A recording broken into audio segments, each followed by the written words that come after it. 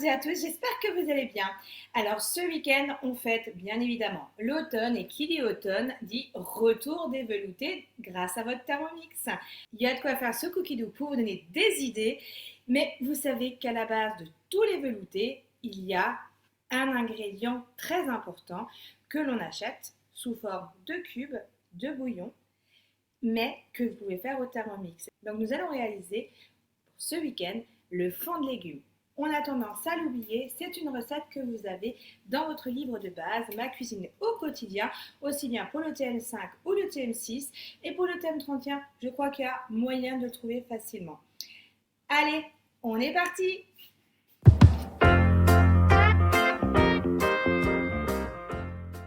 Pour le fond de légumes, l'avantage, on est en fin de saison d'été, début automne, donc on a vraiment des légumes à profusion.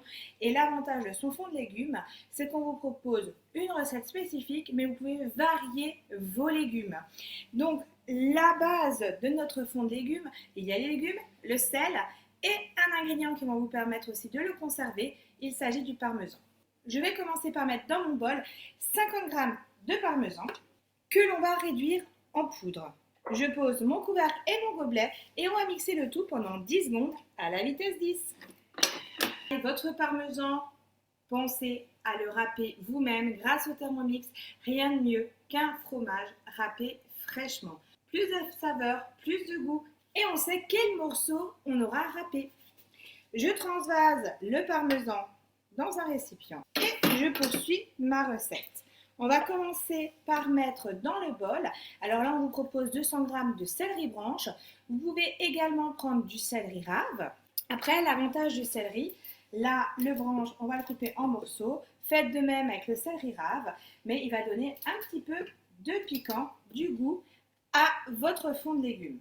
J'ai également conservé quelques feuilles, j'y rajoute 250 g de carottes que je coupe également en morceaux, 100 g d'oignons, 100 g de tomates, 150 g de courgettes que j'ai coupées en gros morceaux, une gousse d'ail. Dans la recette, on vous propose 50 g de champignons. Moi, je vais mettre 50 g de tomates séchées. J'aime bien, ça donne du goût, c'est très sympa. Voilà, c'est ma préférence à moi et aussi ma petite touche personnelle. Une feuille de laurier. Et là, je vais rajouter les herbes. Alors, dans les herbes, ici, j'ai du persil, j'ai du thym, j'ai du basilic.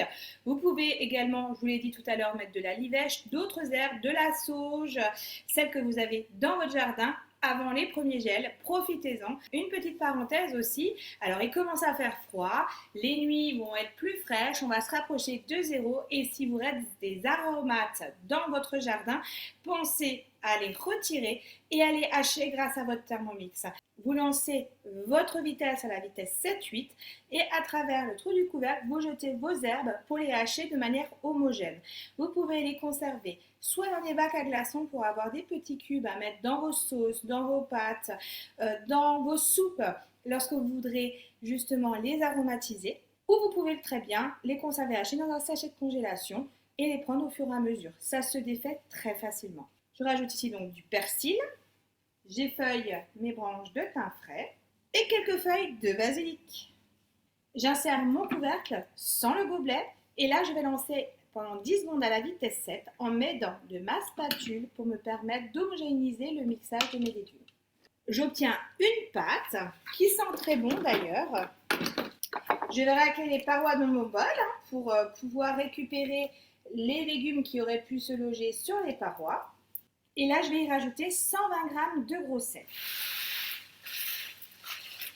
N'ayez pas peur sur la quantité de gros sel. 120 g de gros sel pour presque 1 kg de légumes. Le sel va vous permettre avec le parmesan de conserver justement votre fond de légumes.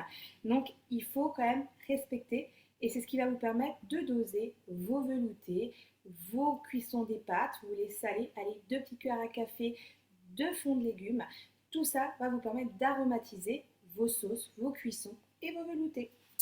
Je positionne mon panier de cuisson sur le couvercle et on est parti pour 35 minutes de cuisson à température Varoma sur la vitesse 2. Le fait de mettre le panier de cuisson va vous permettre d'éviter les projections lors de la cuisson et en même temps vous permettre à la chaleur de sortir lors de la cuisson grâce à l'orifice du couvercle. À la fin des 35 minutes de cuisson, j'ai une préparation qui a légèrement épaissi et j'y rajoute mon parmesan râpé. J'insère le couvercle et le gobelet et je mélange le tout pendant 1 minute à la vitesse 4. Le fond de légumes est prêt, je le transvase, alors vous faites à peu près l'équivalent de 2 pots. Donc là j'ai pris des pots en verre hermétiques pour pouvoir conserver mon bouillon de légumes au frigo.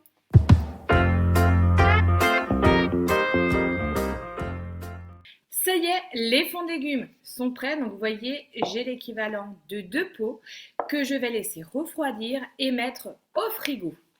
Alors, ces fonds de légumes, ils vont se garder pendant 1 an, vu la quantité de sel que vous avez à l'intérieur. Et il n'y a pas de souci, tant que votre récipient est hermétique, il se garde sans problème. Pour pouvoir assaisonner vos soupes, 2 cuillères à café bombées de bouillon de légumes. Vous pouvez également l'utiliser dans l'eau de vos pâtes ou assaisonner vos sauces. Ça vous remplace, vous et votre petit cube. Donc quand vous utilisez un cube de bouillon, à la place, utilisez votre bouillon fait maison. L'avantage de ce bouillon, c'est que vous savez ce qu'il y a dedans. Vous pouvez varier en fonction des légumes et ça vous dure toute une saison avec toutes vos préparations. Vous donnez du goût grâce à votre fond de légumes maison. À vous de tester. N'oubliez pas de partager justement vos photos en commentaire. Et il ne me reste plus qu'à vous souhaiter de bons veloutés pour le démarrage de l'automne. Et surtout, je vous dis à bientôt. Bon week-end. Au revoir.